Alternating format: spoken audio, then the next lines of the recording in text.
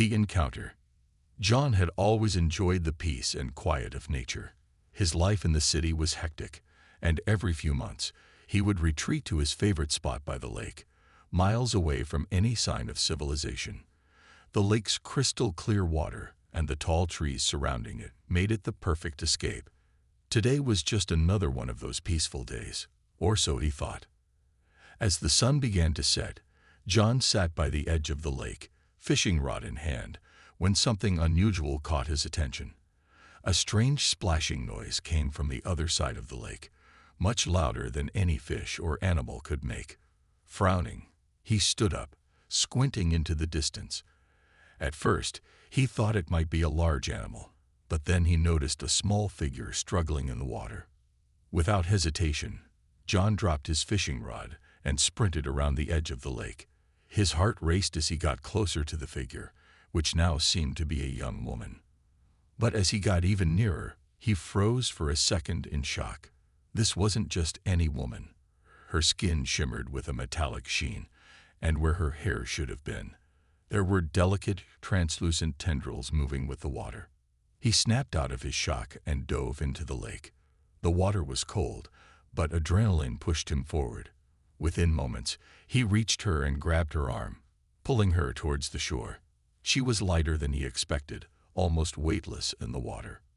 Once they reached the shore, John dragged her onto the grass and collapsed beside her, gasping for air. She lay motionless, and panic surged through him. He didn't know if she was breathing, or even if she breathed in the same way humans did. "Hey, are you okay? Can you hear me?" John shook her gently, unsure of what to do. Her eyes fluttered open, and she let out a weak, gurgling sound. To his relief, she was alive.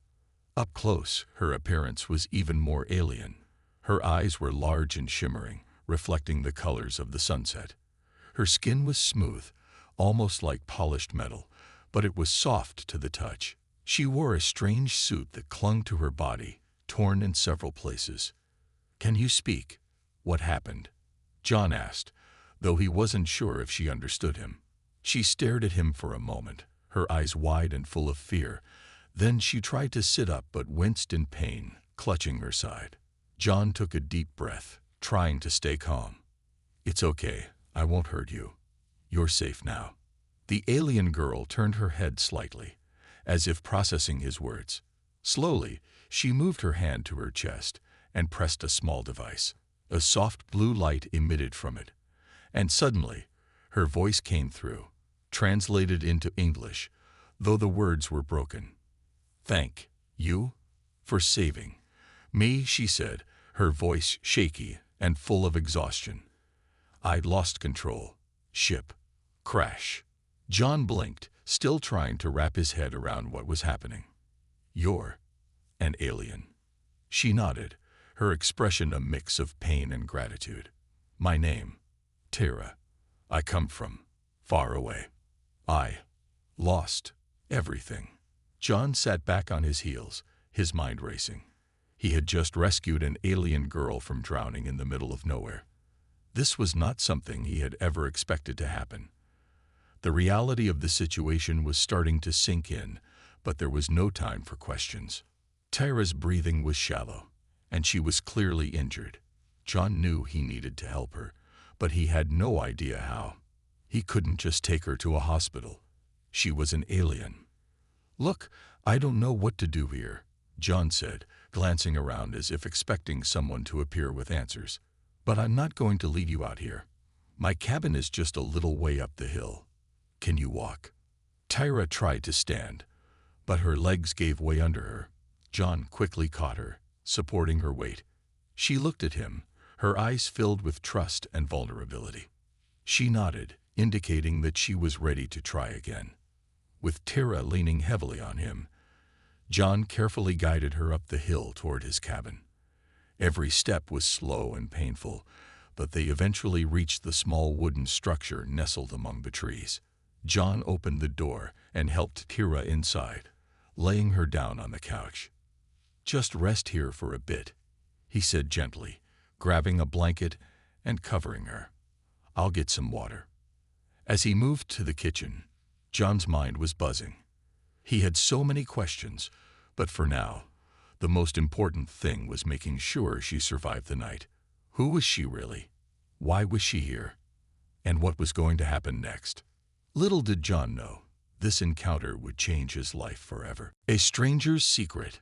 John paced back and forth in the small cabin, glancing at the alien girl, Tira, lying on the couch.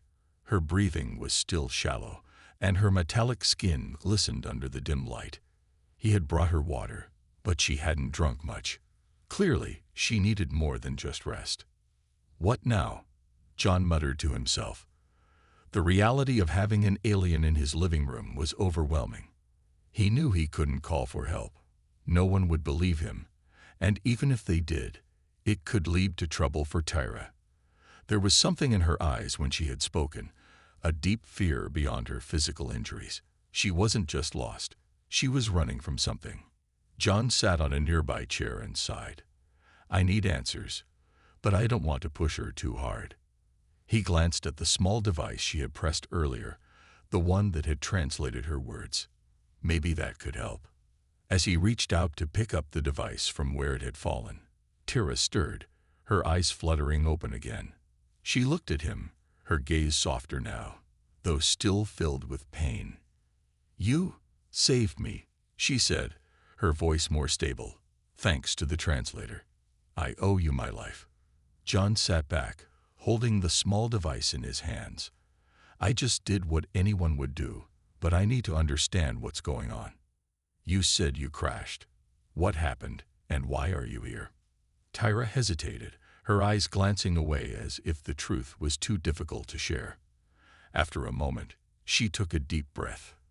I come from a distant planet, far from your Earth. My people, they sent me on a mission, a dangerous one. We were supposed to gather information on a growing threat in the galaxy, but we were attacked. John's eyebrows furrowed.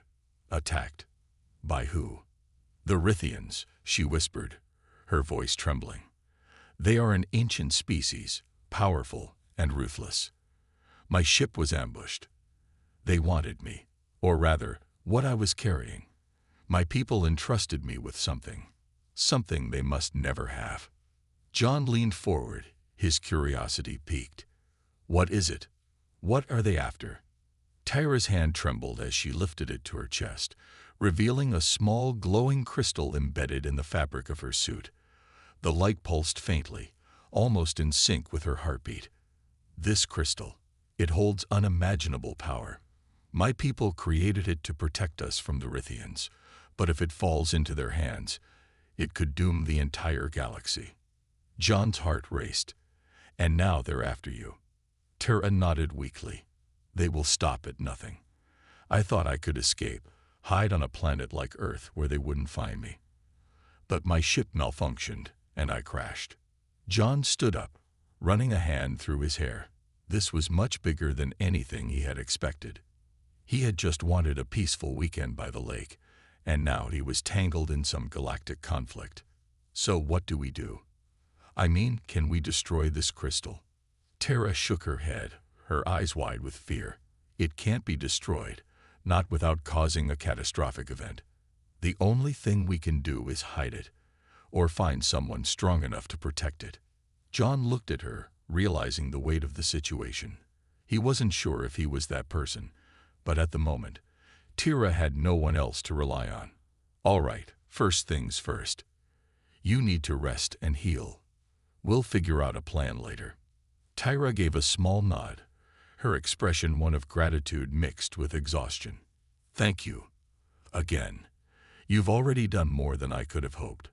John turned to the window, peering out into the dark woods. For the first time since the encounter, he felt the weight of unseen eyes, like the Rithians could be closing in at any moment. He had a sinking feeling that this peaceful cabin was no longer a safe place. But for now, all he could do was wait. He didn't know what the next steps would be, but one thing was clear. The moment he had saved Tira, his life had changed forever.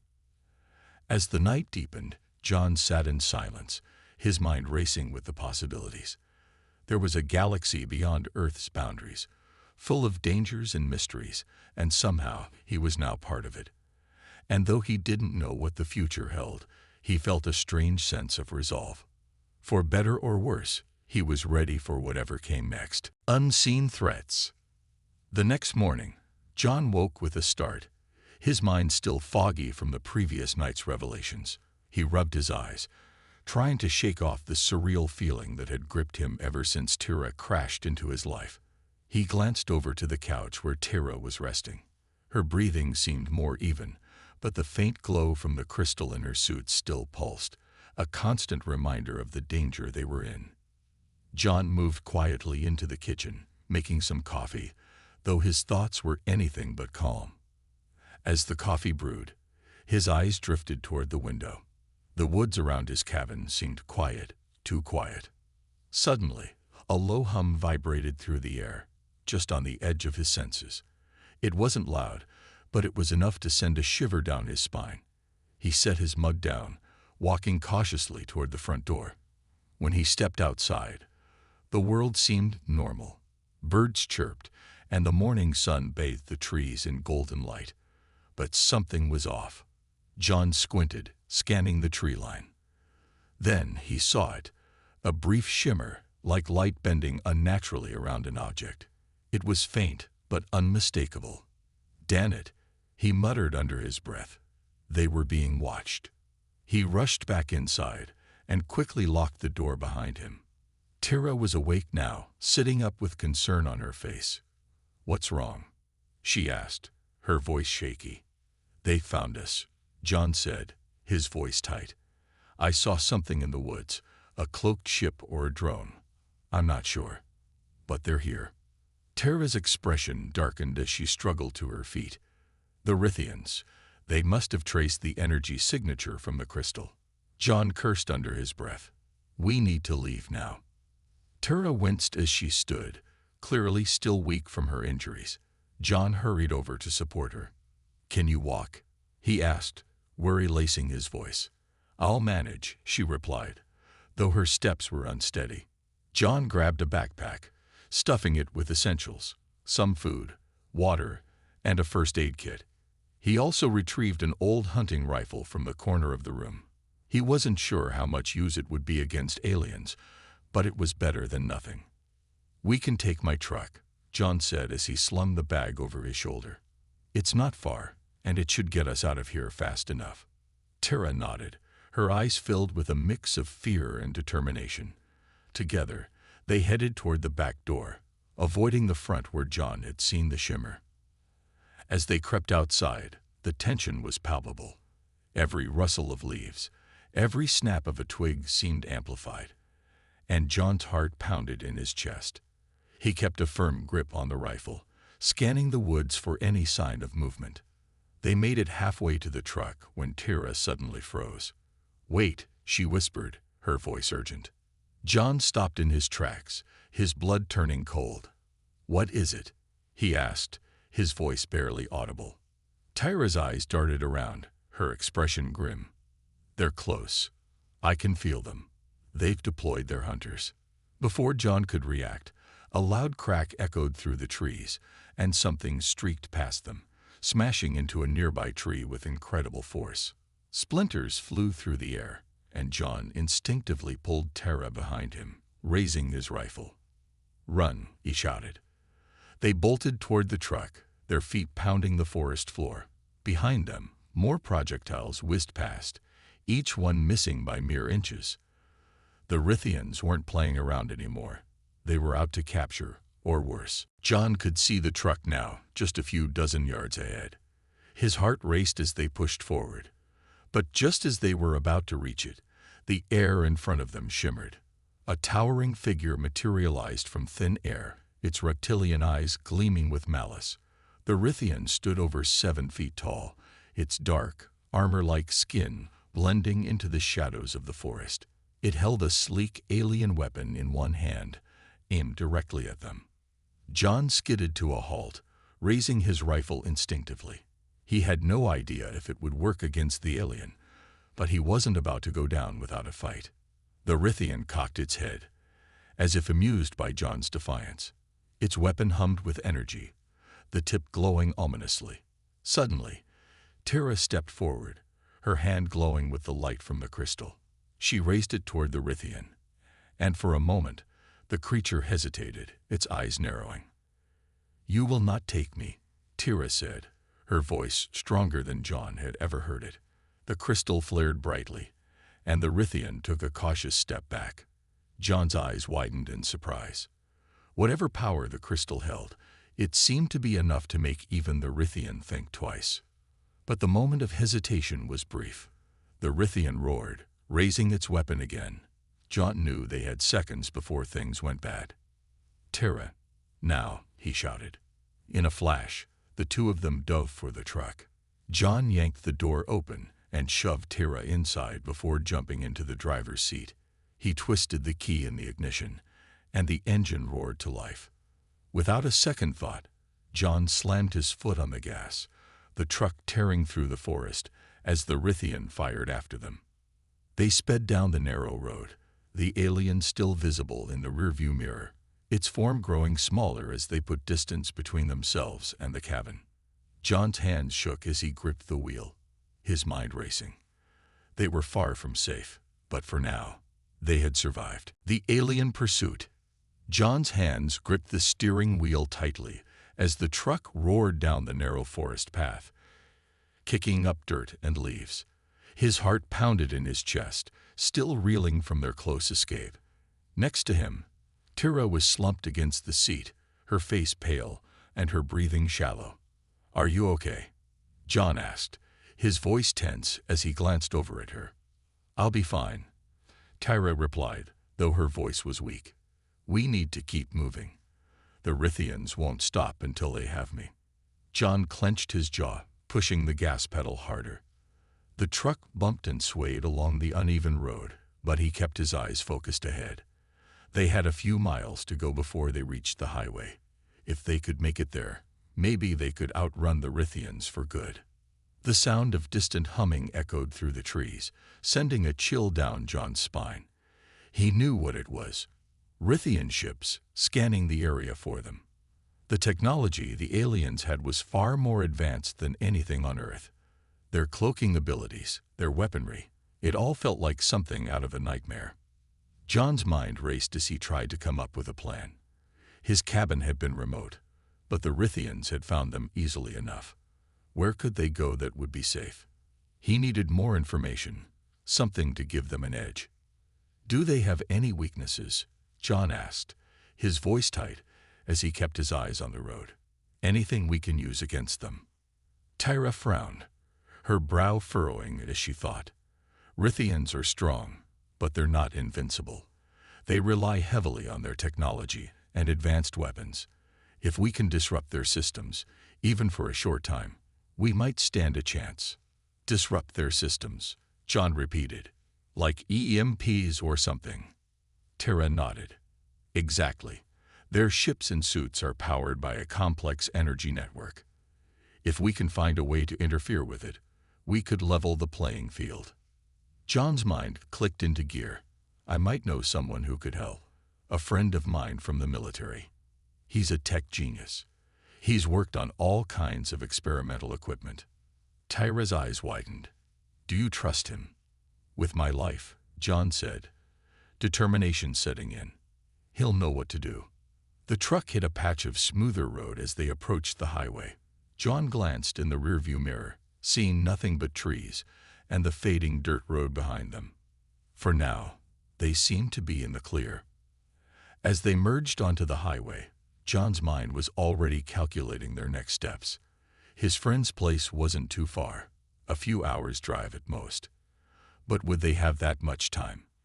The Rithians were relentless, and John had no doubt they'd be on their trail soon enough.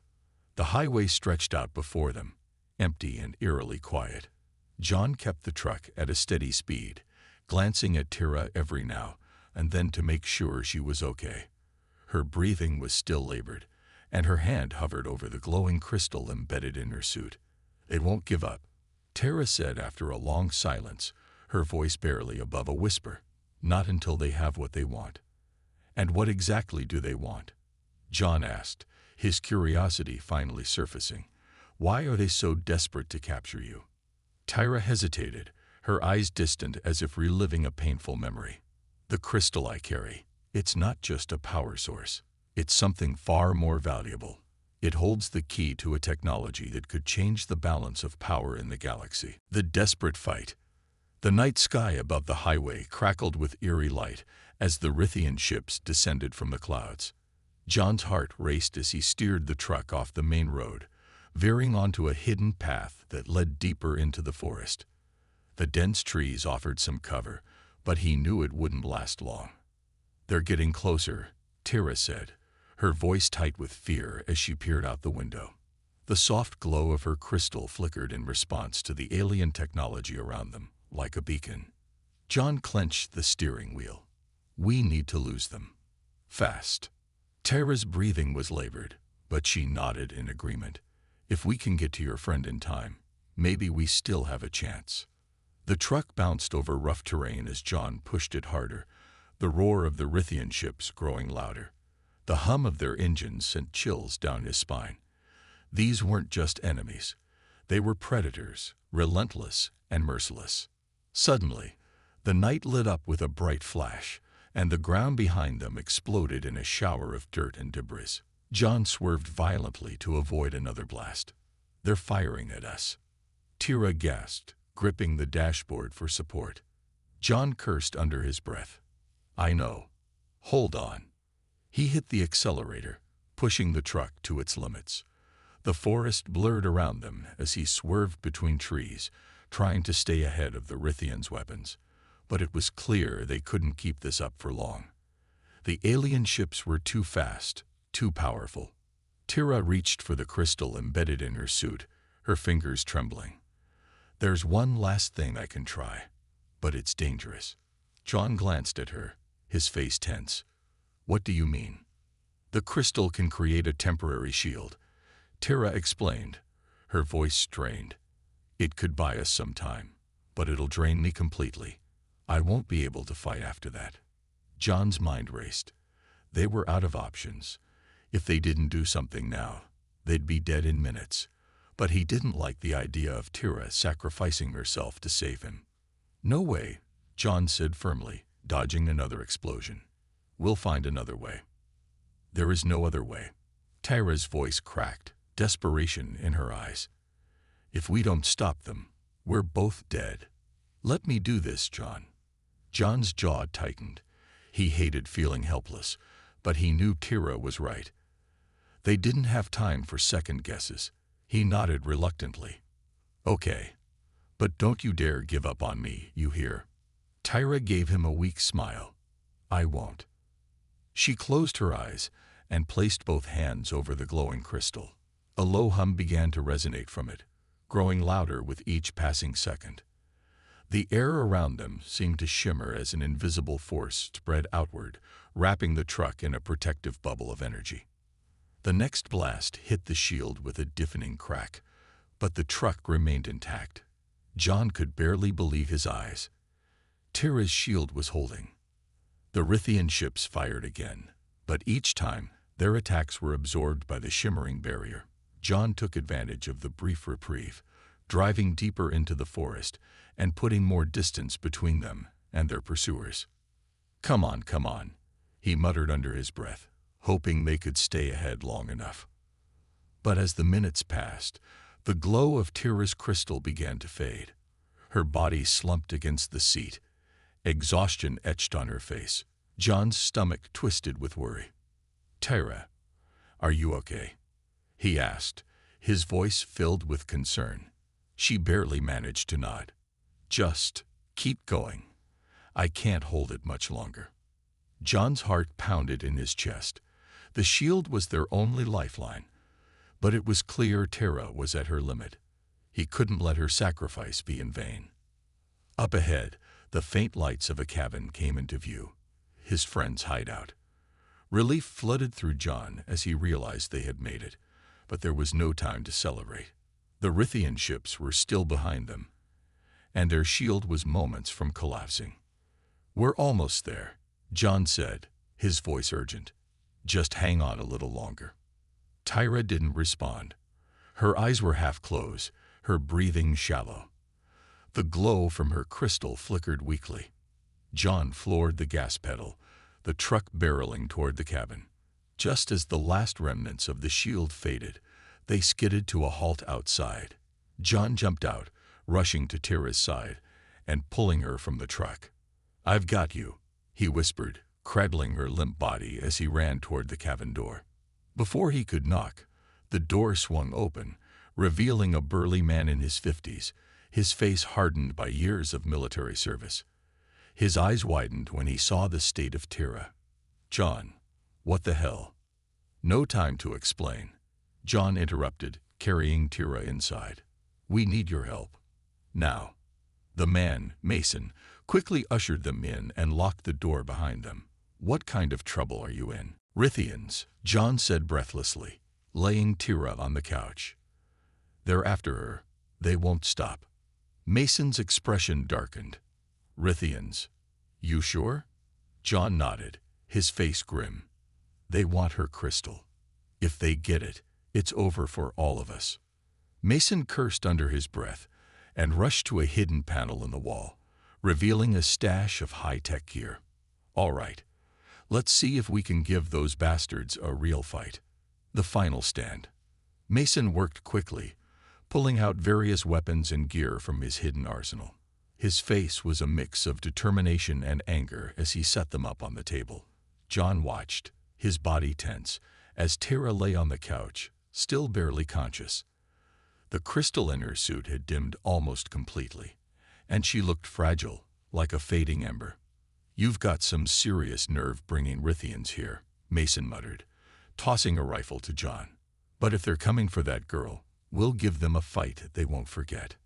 John caught the rifle, checking its settings. His thoughts were racing, but there was no time for second guesses. The Rithians were close, and they wouldn't stop until they had Tyra and her crystal. He glanced over at her. She was more than just a target to him now. She was a friend, someone he was willing to risk everything for. "They're relentless, Mason," John said, his voice tight. "We've barely made it this far." Mason grunted, attaching a scope to his own weapon. "Well, let's make sure they regret coming after her." Outside, the hum of the Rithian ships grew louder, their presence like a dark cloud hanging over the forest. John and Mason exchanged a glance, knowing that this was it, the final stand. They barricaded the windows and doors as best they could, preparing for the inevitable assault. Tyra stirred slightly on the couch, her eyes fluttering open. She struggled to sit up, her face pale. "I'm sorry," she whispered, her voice barely audible. "I didn't mean for any of this to happen." John crouched beside her, placing a hand on her shoulder. "It's not your fault. We'll get through this. Just hang in there." "Rithians," John said breathlessly, laying Tyra on the couch. "They're after her. They won't stop." Mason's expression darkened. "Rithians. You sure?" John nodded, his face grim. "They want her crystal. If they get it, it's over for all of us." Mason cursed under his breath and rushed to a hidden panel in the wall, revealing a stash of high-tech gear. "All right, let's see if we can give those bastards a real fight." The final stand. Mason worked quickly, pulling out various weapons and gear from his hidden arsenal. His face was a mix of determination and anger as he set them up on the table. John watched, his body tense, as Tyra lay on the couch, still barely conscious. The crystal in her suit had dimmed almost completely, and she looked fragile, like a fading ember. "You've got some serious nerve bringing Rithians here," Mason muttered, tossing a rifle to John. "But if they're coming for that girl, we'll give them a fight they won't forget." John caught the rifle, checking its settings. His thoughts were racing, but there was no time for second guesses. The Rithians were close, and they wouldn't stop until they had Tyra and her crystal. He glanced over at her. She was more than just a target to him now. She was a friend, someone he was willing to risk everything for. "They're relentless, Mason," John said, his voice tight. "We've barely made it this far." Mason grunted, attaching a scope to his own weapon. Well, let's make sure they regret coming after her. Outside, the hum of the Rithian ships grew louder, their presence like a dark cloud hanging over the forest. John and Mason exchanged a glance, knowing that this was it, the final stand. They barricaded the windows and doors as best they could, preparing for the inevitable assault. Tira stirred slightly on the couch, her eyes fluttering open. She struggled to sit up, her face pale. "I'm sorry," she whispered, her voice barely audible. "I didn't mean for any of this to happen." John crouched beside her, placing a hand on her shoulder. "It's not your fault. We'll get through this. Just hang in there." Tyra's eyes were filled with regret and exhaustion, but she managed a faint nod. The crystal, though weak, still pulsed faintly beneath her suit. It was the key to everything, and the Rithians would do anything to take it. Suddenly, the cabin shook as a blast hit the roof, sending dust and debris raining down. "The Rithians have found them. They're here," Mason shouted, grabbing his rifle and rushing to the window. John followed, taking cover behind an overturned table as the first wave of Rithians descended from the ships. Their sleek, black armor glinted in the moonlight as they advanced, weapons raised and ready. "They don't waste time, do they?"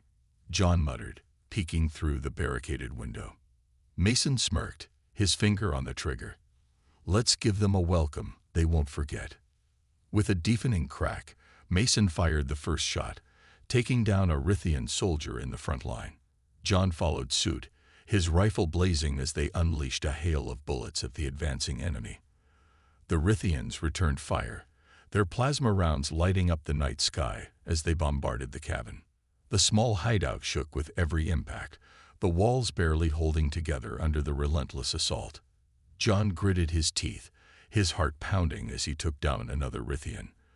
But for every one they killed, two more seemed to appear. "We're getting overwhelmed," John shouted over the gunfire. "We can't hold them off forever." Mason cursed under his breath, firing again. "Then we make our stand right here." Just as John was about to respond, a bright flash of light illuminated the cabin. He turned to see Tira, standing shakily on her feet, her hand on the glowing crystal. It had reignited, pulsing with a fierce energy that filled the room. "Tyra," John called out, rushing to her side. "What are you doing? You're too weak." Tyra's eyes were filled with determination. "I'm not letting them take it. I can still help." Before John could protest, Tira raised her hands, and the crystal flared with light. A wave of energy shot out from her body, enveloping the cabin in a shimmering barrier. The Rithian plasma rounds bounced harmlessly off the shield, unable to penetrate the protective field. Mason stared in awe. "What the hell?" Tyra's voice was strained but steady. "This will hold them back, but not for long. You need to take them out while you have the chance." John nodded, gripping his rifle. "We're on it."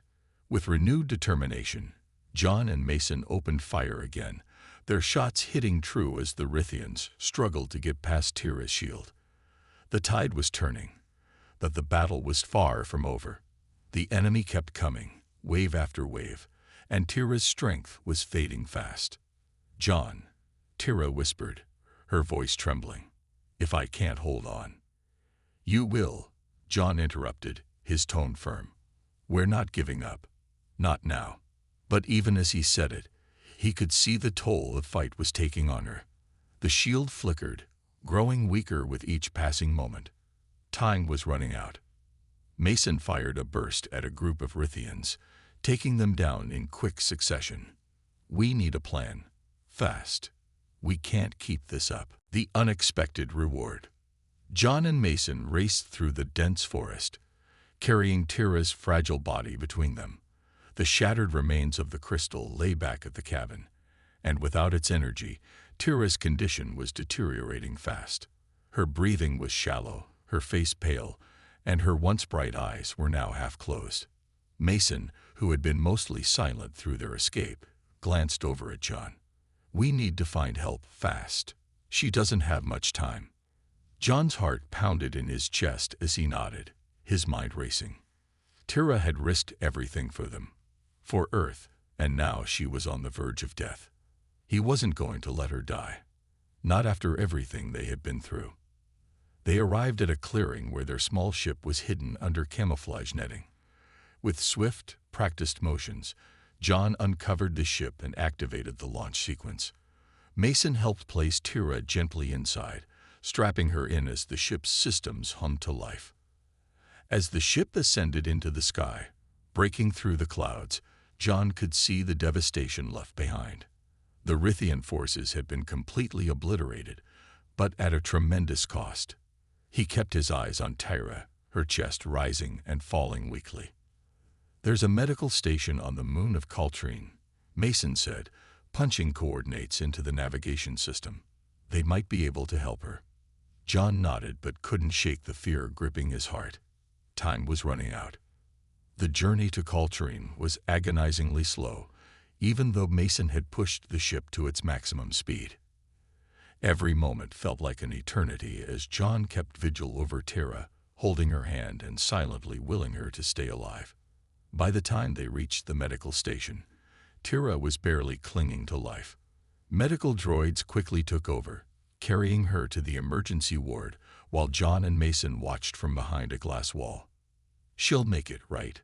John asked quietly, though he wasn't sure if he was asking Mason or himself.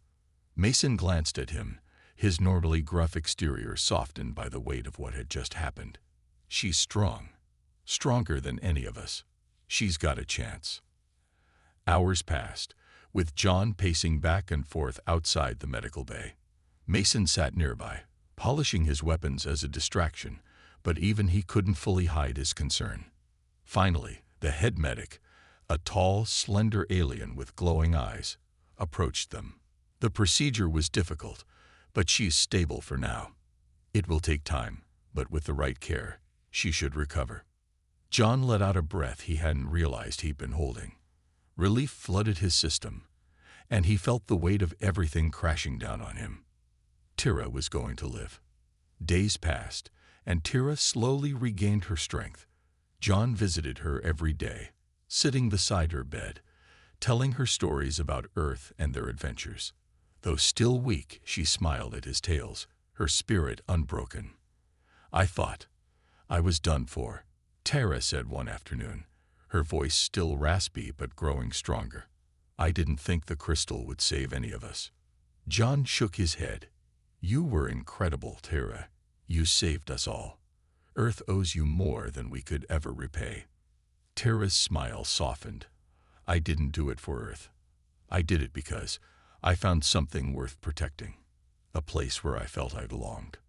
John felt a lump form in his throat. The connection between them had deepened over the course of their journey, and now, more than ever, he realized how much she meant to him. A week later, Tira was well enough to walk again.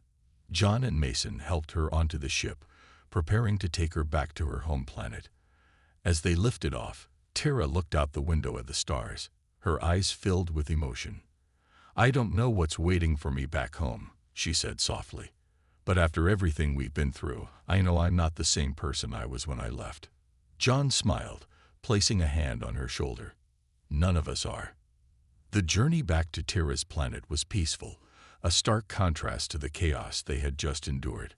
When they landed, a delegation of Tira's people was waiting, but the look in their eyes was no longer one of hostility or fear. They knew what she had done. They knew she had risked everything to protect not just her world, but others as well. As Tira stepped off the ship, one of the elders approached her, bowing deeply. "You have brought honor to our people, Tira. Your bravery has not gone unnoticed." Tira's face softened, but there was a strength in her eyes now, a confidence that hadn't been there before. "I only did what I thought was right." The elder smiled warmly. "And for that, you will always be remembered." Before they could leave, the elder handed John a small, intricately carved box. "A gift," he said, "for your kindness and for saving one of our own." John opened the box and found a shimmering crystal inside. It was unlike any he had seen before, pulsing with a soft, ethereal glow. "This is a rare and powerful relic from our ancestors. The elder explained. "It holds the knowledge and wisdom of our people. Use it wisely." John nodded, feeling the weight of the responsibility that came with such a gift. "Thank you." As they left Terra's planet behind, John couldn't help but reflect on how much had changed. What had started as a rescue mission had turned into something far more profound. He had gained a friend, an ally, and perhaps something even deeper. As the stars stretched out before them, Mason leaned back in his chair, arms crossed behind his head. "So, what now?" John smiled, glancing over at Tyra, who was resting in the seat beside him, her eyes closed but a peaceful expression on her face. "Now," John said, leaning back as well, "we see where the stars take us." With that, the ship shot forward into the unknown, leaving behind a story of bravery, friendship, and an unexpected reward that had changed all of their lives forever.